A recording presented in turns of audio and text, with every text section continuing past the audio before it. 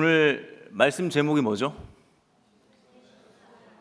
네, 어버버버버 하지 마시고 다 같이 한 목소리로 한 번 더 읽어볼까요? 오늘 말씀의 제목이 뭐죠? 예, 당신의 기도는 안녕하십니까? 라는 제목인데요. 지난 시간, 저와 함께 했던 시간을 지난 시간이라고 얘기하는 겁니다. 지난 시간에 우리가 룻을 통해서 우리가 말씀을 읽고 목장 가운데 이런 실천 사항들을 제가 좀 목자 나눔에 좀 요청을 했었는데, 목원 중 한 사람의 행복을 위해서 한 주간 함께 할 수 있는 것들을 나눠보기 했었잖아요. 그렇죠? 네, 한 목장들도 있죠. 네, 여러분들 뭐 해보니까 어때요? 행복이 뭔 것 같습니까? 여러분들이 생각하는 행복, 즐거움, 스트레스 안 받는 어떤 무엇, 건강, 통장에 평생 일하지 않고도 먹고 마실 만한 액수가 통장에 있는 것, 뭐 이런 것입니까? 아니, 목사님 그런 거 아닙니다. 저는 베푸는 것이 행복해요. 그런 사람 표정 보니까 없네요. 어쨌든 좋습니다. 여러 가지 행복의 기준들이 다양할 수 있고 행복을 이렇다 저렇다 얘기할 수 있는데요.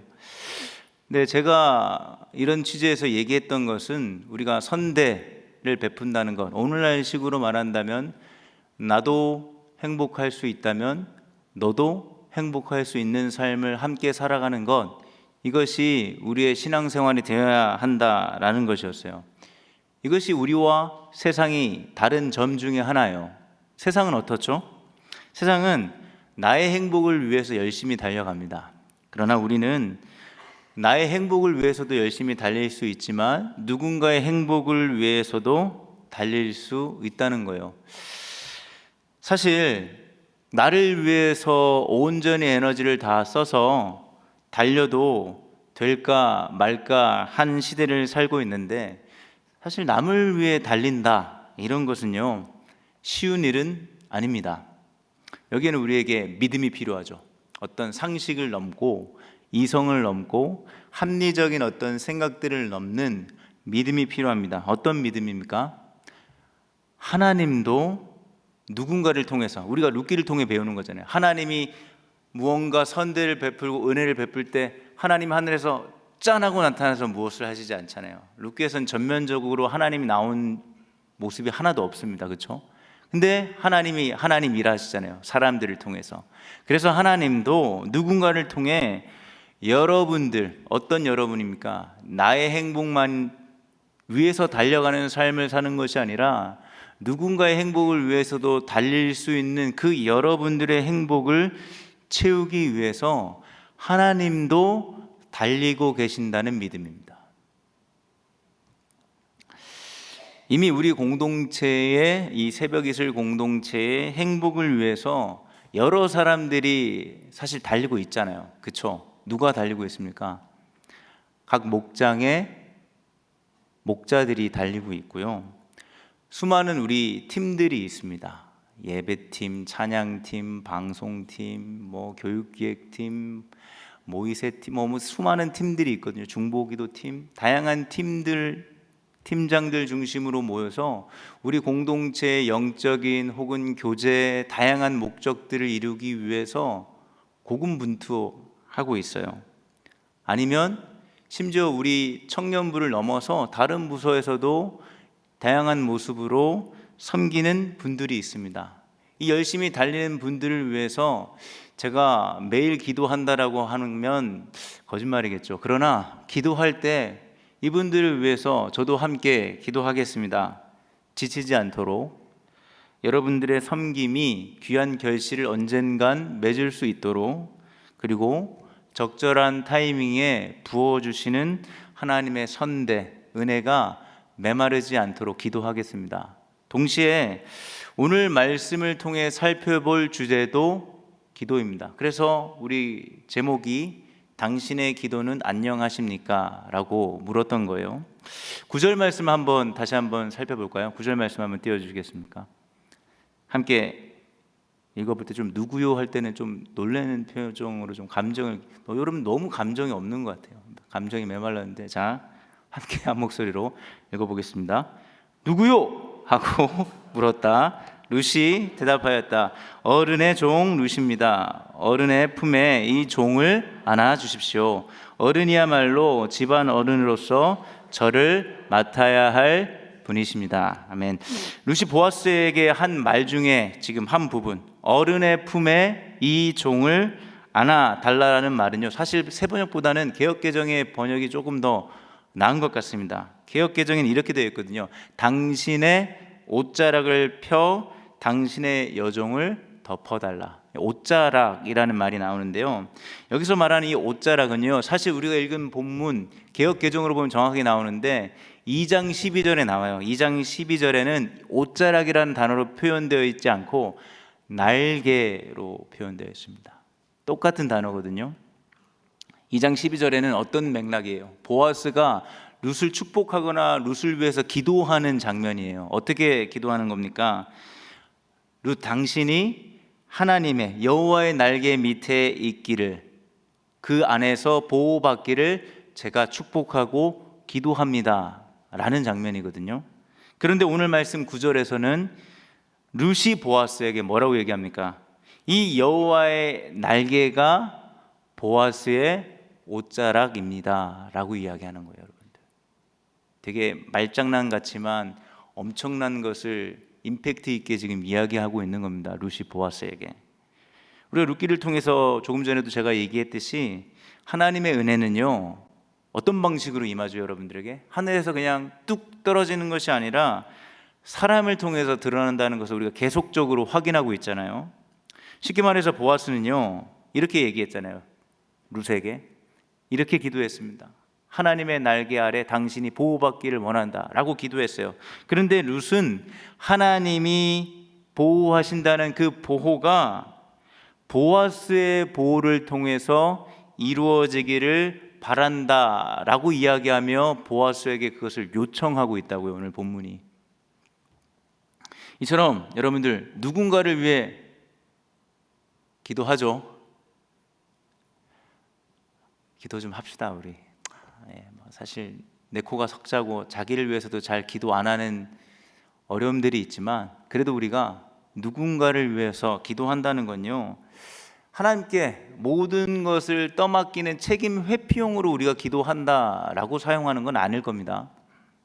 기도는 우리의 말로 끝나는 것이 아니라 기도는 우리의 행동으로 끝나는 것이에요. 그래서 우리의 기도는 사실 한다면, 해야 하지만 한다면 신중해야 합니다. 왜 그렇죠? 우리의 기도가 선대 중에 하나잖아요. 우리의 기도가 말에서 끝나는 것이 아니라 행동으로 끝나야 하기 때문에 신중하셔야 한다는 거예요. 제가 여러분들에게, 우리 모두에게, 이 자리에 앉아있는 우리 모두에게 선대를 베풀 수 있는 방법 하나를 가르쳐 주겠습니다. 뭘까요? 우리 모두가 누릴 수 있는 선대. 안 궁금합니까? 그것은 우리 사부 목장 연합 예배를 위해서 기도하는 겁니다. 왜 실망한 표정으로 저를 바라봅니까? 제가 지갑을 열어서 돈이라도 주는 것으로 여러분들 행복하실 수 있을까요?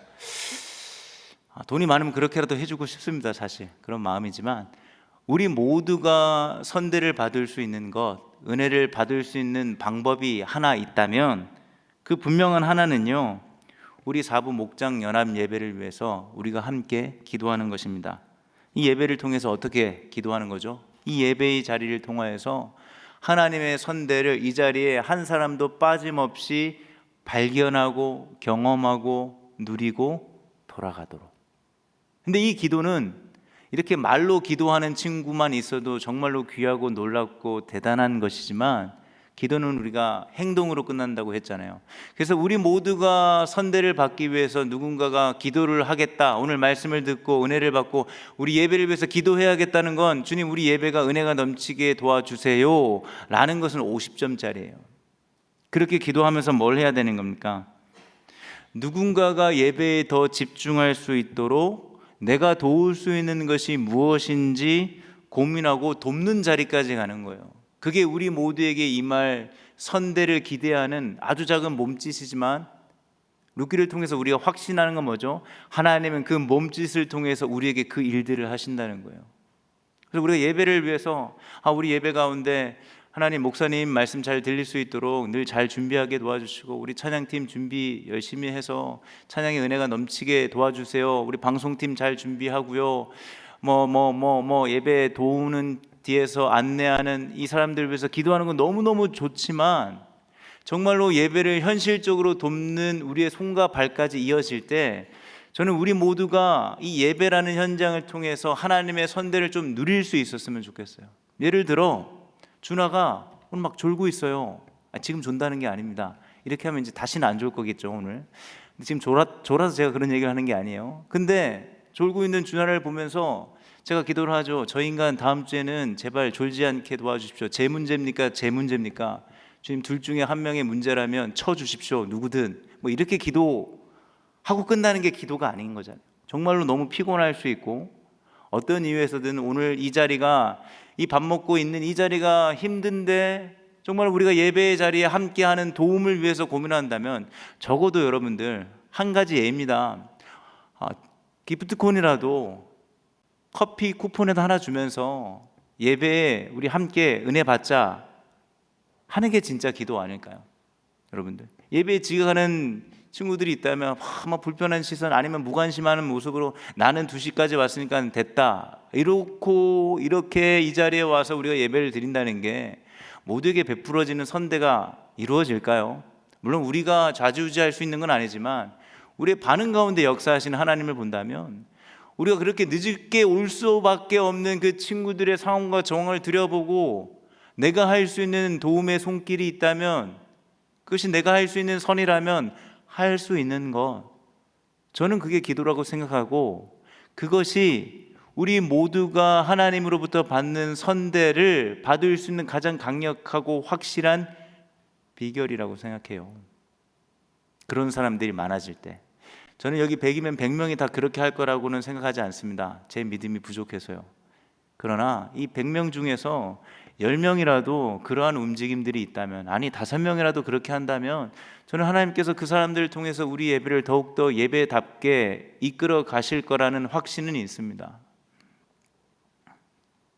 적어도 우리가 남을 위해서 기도한다면요, 그 기도 제목이, 그 상대의 기도 제목이 이루어지기 위해서 내가 할 수 있는 것이 무엇인지 고민할 수 있는 부담감을 가지셔야 돼요. 하나님의 역사는 저와 여러분들의 이러한 거룩한 부담감을 통해서 일하시는 겁니다. 우리는 룻기를 통해서 이런 질문을 할 수 있어요. 아니 도대체 이 우리가, 교회가, 새벽예술 공동체가 도대체 세상과 다른 것은 무엇일까? 우리와 세상이 다른 게 뭘까요? 그렇게 말씀한다면, 질문한다면 저는 10절을 통해서 좀 이야기하고 싶은데, 우리 10절 개역개정 버전인데 한번 같이 읽어봅시다. 시작. 그가 이르되 내 딸아 여호와께서 내게 복 주시기를 원하노라. 내가 가난하건 부하건 젊은 자를 따르지 아니하였으니 내가 베푼 인애가 처음보다 나중이. 보아스가 지금 룻이 선대를 요청했을 때 보아스가 룻에게 하는 말인 거거든요. 근데 우리가 주목할 건 끝이에요. 내가 베푼 인애가 처음보다 나중에 더하다. 이 내가는 당연히 보아스가 상대에게 얘기하는 룻의 인애입니다. 근데 여러분들, 룻이 처음에 베푼 인애가 어떤 인애일까요? 그것은 나오미를 향한 인애였어요. 나오미를 따라 베들레헴에 와서 단순히 온 곳으로 끝나는 것이 아니라 당장 그날부터 먹고 살 일에 고민이 있는 그 두 과부를 위해서, 본인과 시어머니를 위해서 이삭을 주며 나오미를 돌본 것, 그것이 처음의 인애였습니다. 근데 나중에 베푼 인애는 뭐예요? 나오미의 말에, 우리가 앞에 지난 시간과 오늘 이어서 지금 한 사건이 이뤄지고 있는 거잖아요. 뭡니까? 나오미의 말에 순종해서 보아스에게 가서 보아스에게 기업을 물으라고 지금 요청하고 있는 이 장면이 나중에 베푸는 인애예요. 사실 룻 과부잖아요. 여러분들 그냥 생각해 본다면 다른 남자와도 결혼할 가능성이 무한히 열려 있죠. 근데 왜 하필 보아스입니까? 누구를 위해서 보아스를 선택하는 것일까요? 나오미를 위한 것이었습니다. 다른 젊고 괜찮은 남자를 만날 수 있죠. 결혼할 수 있죠. 그러나 엘리멜렉 가문과 상관없는 사람과 결혼하는 순간 나오미는 어떻게 되는 겁니까? 그냥 안녕이에요. 안녕. 더 이상 돌볼 수 있는 그런 구조가 되는 게 아니잖아요. 그래서 룻은 나오미를 위해서 이 나오미의 말에 전적으로 순종해서 엘리멜렉 가문의 친족인 보아스에게 가서 당신이 기업 물을 자의 리스트에 들어갔지 않습니까? 책임지십시오 라는 말을 그냥 말하는 것이 아니라 신부처럼 단장해서, 제가 지난 시간도 얘기했지만 단순히 이게 성적으로 유혹하는 장면이 아닙니다. 신부로 단장해서 이것을 쐐기를 받는 강력한 어필로 이야기하고 있는 거예요. 근데 놀랍게도 룻은 나오미를 위해 지금 보아스에게 선대를, 인애를 요청하지만 이 인애가 지금 우리가 조금 전에 읽었던 10절 말씀대로 보아스 자신에게 베푼 인애라라고 보아스가 고백하고 있어요. 그렇죠? 어떻게 나오미를 위한 처음과 나중에 이 인애 베품이 보아스와 연결될 수 있는 걸까요? 룻이 보아스에게 베푼 인애는요, 어떤 인애겠습니까? 보아스의 말에서도 등장할 수 있던 그 추측할 수 있는 내용이 뭐냐면요, 엘리멜렉 친족과 전혀 상관없는 가난하든 부하든 너가 룻이 젊은 남자를 선택해서 재혼할 수도 있었지만 그렇게 하지 않고 늙은 나를 찾아온 것이 내게 베푼 인애다라고 이야기하고 있어요. 그리고 보아스는 이 룻의 요청에요, 우리가 뒷부분을 통해서도 계속 살펴보겠지만 모든 것을 다해 적극적으로 최선을 다해 이 요청에 응합니다. 우리가 뒤를 나중에 보면 알겠지만 오늘 본문에도 살짝 힌트가 나오긴 하는데요, 기업 물을 대상이요 보아스보다 더 가까운 친족이 있었습니다. 율법대로라면 가장 가까운 친족이 먼저 이 기업을 물을 자격이 있거든요. 그래서 보아스는 자기의 선한 의도가 암만 있다고 해서 말씀까지도 무시하면서 이렇게 행동하지 않습니다. 그래서 어떻게 합니까? 그 가까운 사람이 있는 거 너도 아니까 거기 가서 물어보고, 그 사람이 물은다 그러면 그 사람이 물게 하지 마. 그 사람이 물으지 않는다면 내가 이 일을 하겠다. 근데 이 일을 하겠다는데 꽤 강력하게 이야기하고 있어요. 어떤 식으로 얘기합니까? 여호와의 이름을 걸고 내가 이 일을 끝까지 지키겠다 라고 보아스가 룻에게 이야기하고 있는 것입니다. 사실 여러분들, 보아스 입장에서 생각해 보면요, 기업을 물은다는 것은 이익입니까? 손해입니까? 뭘 것 같아요? 이익? 손해? 아니 어쩌자고요 지금? 뭐 다른 제 3의 방법이 있습니까? 이익이에요? 손해예요? 손해입니다. 이익이라면 제가 이렇게까지 얘기하겠습니까? 왜 손해인 거예요? 여러분들, 기업을 물은다는 건, 기업이라는 말은 크게 두 가지인데, 엘리멜렉 가문이 끊겨졌잖아요. 그러니까 결혼해서 대를 이어야 하는 기업이 있고요, 또 어떤 기업이 있어요? 땅이라는 의미가 기업이에요. 농경사회에서 그 당시에 생존의 가장 터전이 되는 것으로 하나님이 주신 선물이 땅이잖아요. 근데 엘리멜렉이 지금 땅도 없고 자식도 없어요. 근데 땅을 다시 구매해서 이 땅의 주인이 누가 되는 거예요? 기업을 물은다는 건 보아스 겁니까? 아니죠. 엘리멜렉 거가 되는 거예요. 견적 나오잖아요, 여러분들. 이 일을 하는 거는 하나도 자기에게 유익되는 게 없어요. 그냥 손해입니다. 그럼에도 불구하고 사실 어떻게 보면 자신에게 찾아오지 않는 게 땡큐 아니겠어요? 근데 자신을 찾아온 것을 뭐라고 고백하고 있습니까? 네가 나에게 베푼 인애다라고 이야기하고 있어요.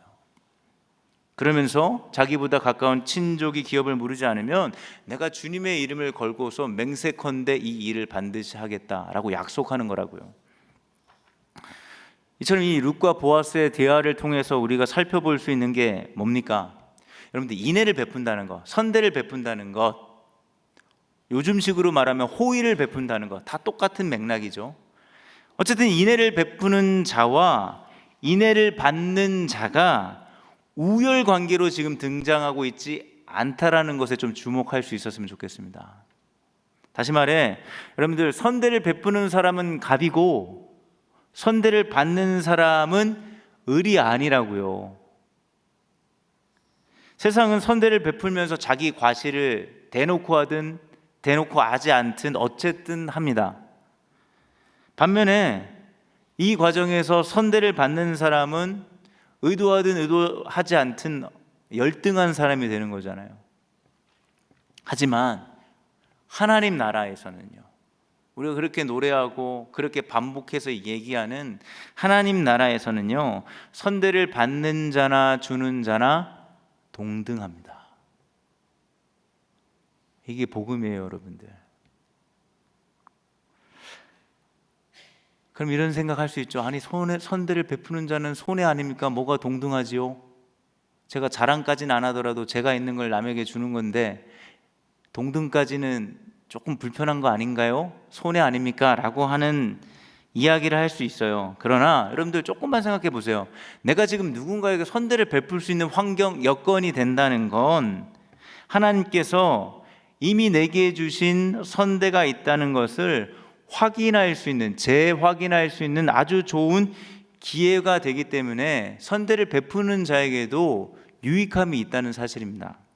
그러니 여러분들, 선대를 누군가에게 조금, 그냥 호의를 조금, 친절을 누군가에게 조금 베풀었다고 해서 그것 가지고 잘난 척하거나 우쭐댈 필요 없습니다. 반대로 선대를 여러분들 누군가에게 받는다고 해서 위축될 필요도 없어요.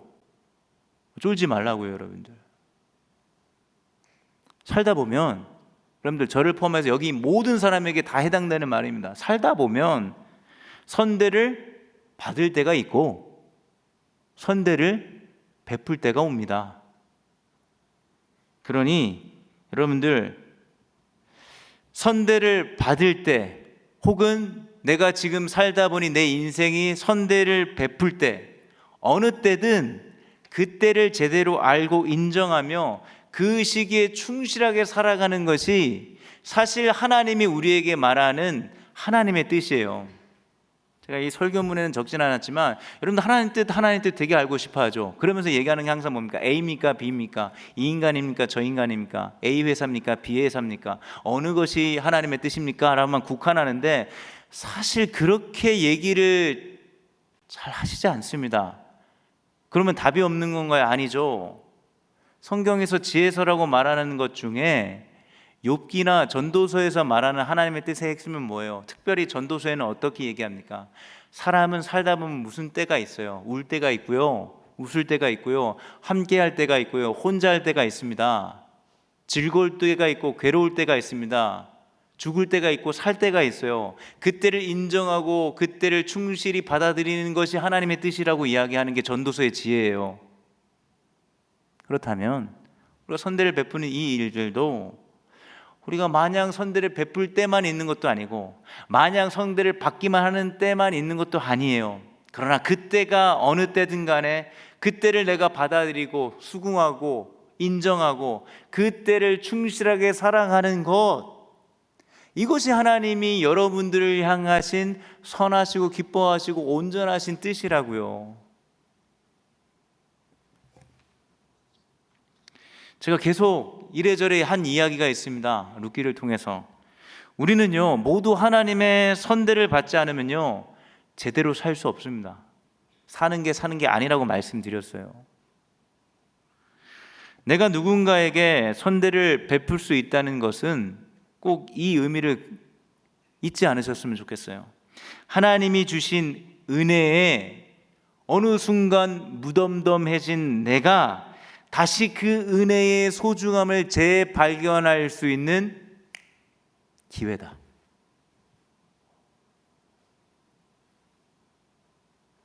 여러분들이 잘나서 지금 선대를 베푼다고 생각합니까? 아닙니다. 항상 여러분들이 선대를 베풀 자리에 있을 거라는 확신, 보장도 없어요. 살다 보면 정기적으로 선대가 필요할 때가 누구에게나 찾아옵니다. 여러분은 지금 어떤 때입니까? 여러분 지금 어떤 때를 지금 보내고 있고 어떤 시기를 지나가고 있습니까? 그런 여러분들에게 오늘 말씀을 준비하면서 묻고 싶은 게 있었어요. 여러분들이 이 공동체 안에서, 새벽 공동체 안에서, 이슬 공동체 안에서, 아니면 새벽 이슬 공동체 안에서 선대를 요청할 수 있는 사람이 한 사람이라도 있습니까? 저 지금 되게 진지하게 물어보는 겁니다. 뭐 10년을 지냈든 분당 샘물교회부터 왔든 1년이 됐든 1개월이 됐든 저처럼 5개월 차든 상관없이 우리 이미 공동체 안에서 주 안에서 한 가족이 됐다면 이 새벽 이슬 공동체 안에서 내가 정말로 선대를 받아야 할 어려운 때를 지나고 있을 때 선대를 선뜻 요청할 수 있는 한 사람이 여러분들 곁에 있냐고요. 반대로 여러분들 삶을 살아가면서 신앙생활을 한다고 한 이 짧게는 몇 년부터 수십 년의 인생 속에서 한 번이라도 누군가의 선대 요청을 받아본 적이 있습니까? 없으면 제가 전화하겠습니다. 제 전화를 좀 받아주십시오. 보통 제가 전화하면 뭘 요청한다고 해서 되게 부담스러워하는 것 같긴 한데, 어쨌든 저는 여러분들에게 부탁드립니다. 루시오 보아스에게 선대를 요구했던 오늘 이 장면처럼, 그러나 보아스가 룻을 대하는 태도는 어떻습니까? 성적 놀이개로 삼지 않았어요. 자기 어떤 성적인 것들을 해결하기 위한 대상으로 웬 굴러온 복이냐 하지 않았습니다. 어떻게 합니까? 보아스는 처음부터 끝까지 룻을 부끄럽게 하지 않고 최선을 다해 룻의 요청에 응답합니다.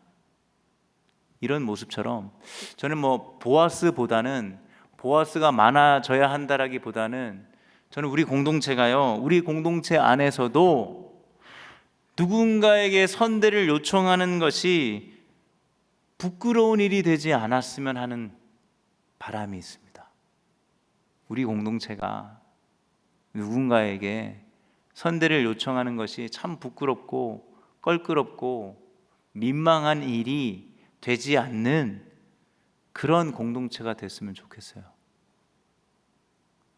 물론 이 말씀을 또 이상하게 적용해서 그치 요청해야지 당연한 거지, 내가 현욱이한테 요청했는데 현욱이가 내 이야기를 씹네? 너 뭐야? 이런 무례함을 제가 허용하는, 보장하는 말씀이라고 얘기하는 건 아니라는 거 여러분들 잘 아실 거예요. 그럼 제가 이렇게 얘기합니다. 우리 고린도전서 13장 사랑장을 보면 사랑은 무례히 행치 않잖아요. 그렇게 무례히 선대를 요청하는 게 아닙니다. 그러나 어렵게 용기를 내어서 누군가가 선대를 요청할 때 그 요청한 사람이 부끄러움을 당하지 않는 공동체가 우리여야 되지 않을까요? 그게 세상과 다른 게 아니겠습니까? 그곳이 하나님 나라 아니에요. 하나님 나라라고 해서 지금 당장 사자가 나와 친구를 먹고 독사굴에 손을 넣는데 물리지 않고 이런 건 아니잖아요, 아직. 그렇다면 우리가 하나님 나라를 경험할 수 있는 방식은 뭘까? 부끄러움 당하지 않는 겁니다. 선대가 필요한 자들이. 기억하십시오. 언제든지 아무도 예외 없이 나도 선대를 요구할 수밖에 없는 때가 찾아옵니다. 반드시. 그렇다면 우리는 지금 나는요, 선대가 그닥 자꾸 룻기를 통해서 선대 얘기하는 전 선대보다 선제가 아니죠. 어쨌든 선대가 필요 없다고 우쭐대거나 나는 지금 선대가 필요 없으니까 남을 무관심하게 아무 관심 없이 그냥 내 일에만 집중하면서 이기적으로 살지 않으셨으면 좋겠어요. 누구에게나 찾아오는 선대가 필요한 상황, 그것을 세상은 어떻게 얘기하죠? 세상은 이것을 창피한 일, 약점 잡히는 일, 무시당하는 일, 가십거리가 되는 일이라고 말하겠지만, 이곳에서는 아닙니다. 안 됩니다. 언제든지 우리 모두는 선대가 필요합니다. 각자 알아서 그 선대가 무엇인지 그 필요를 알고 채워주면 너무 좋겠지만 우리는요, 말하지 않으면 모릅니다. 우리가 하나님이 아니잖아요. 우리는 지극히 외모만 보는 사람들이잖아요. 중심을 못 봅니다. 말해야 돼요. 그래서 저는 목장에서 혹은 개인적으로 우리가 선대를 요청하는 가장 확실하고 가장 추천드리고 싶은 것이 우리의 기도 제목을 나누는 것이라고 생각해요. 그래서 여러분들에게 부탁드리고 싶은 것은 우리의 기도 제목이 좀 더 진실되고 좀 더 구체적이었으면 좋겠습니다. 물론 여기에는 용기가 필요하죠. 세상처럼 비웃음거리나 가십거리가 될 가능성이 매우 크기 때문입니다. 하지만 보아스를 보십시오. 그는 룻을 비웃거나 무시하거나 부끄럽게 만들지 않았습니다.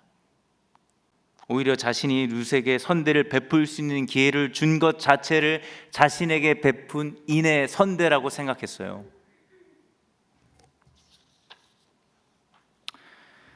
우리 안에서도 오늘 말씀을 통해서 아니면 예전부터 누군가가 용기 있게 기도 제목을 낼 것이라면 그 기도 제목이 우리 공동체 안에 공공연하게 혹은 수근수근 거리는 것으로 가십거리가 되거나 비웃음거리가 아닌 소중하고 감사한 일이 되는 우리가 됐으면 좋겠습니다. 말씀을 정리합니다.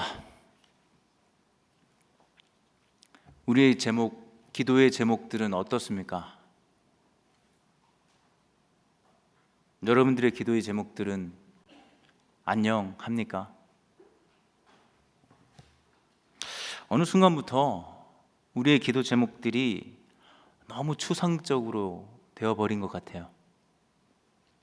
진지한 고민을 이야기하기는 너무 부담스럽고 적당한 선에서 우리의 기도의 제목들을 나누고 있는 것은 아닌지, 그러다 보니 그것도 지나가면 아예 기도 제목 나누는 것 자체가 이제는 흐지부지 되기도 하는 것 같습니다.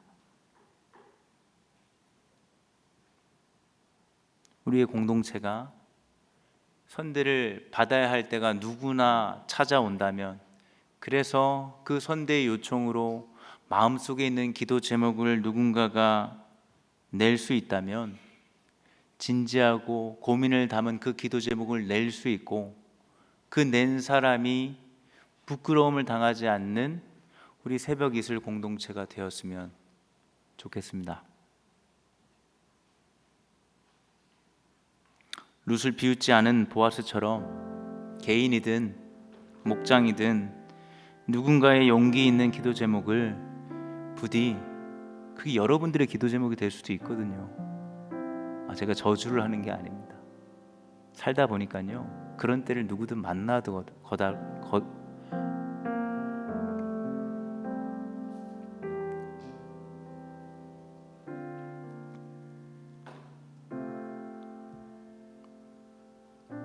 그랬을 때 누군가의 그 용기 있는 기도 제목을 좀 소중하게 감사하게 받았으면 좋겠어요. 욕을 먹는 기독교인들에게 이 시대에 가장 필요한 덕목 중에 하나는 저는 경청이라고 생각합니다. 혹시 말을 많이 하고 아는 양 정답인 양 답을 많이 이야기하는 것보다도 그 기도 제목들이 무거울수록 사실 들어보면 내가 할 수 있는 게 별로 없어요. 우리가 뭘 하겠습니까? 니나 나나 비슷한데 마음으로 담아주고 들어주고 그것을 내게 이야기하는 것을 너무 귀하게 생각해주고 감사히 여기고 소중히 여기며 그 사람의 이야기를 결코 부끄럼 당하지 않게 해주는 것, 이런 기도 제목을 혹 누군가가 나에게, 혹 우리 목장 가운데 목원 중에 누군가가 이야기할 수 있는 것 그 자체만으로 나는, 우리 목장은, 우리 공동체는 충분히 신뢰받고 있음에 여러분들 감사할 수 있었으면 좋겠습니다. 평생 신앙생활을 했는데 나에게 선대를 요청하는 사람이 여지껏 한 명도 없다는 건 한번 좀 생각해 봐야 되지 않을까요? 말씀을 많이 읽고 주일 성수를 하고 봉사를 하고 헌금 생활을 열심히 하면 그것으로 다 되는 겁니까?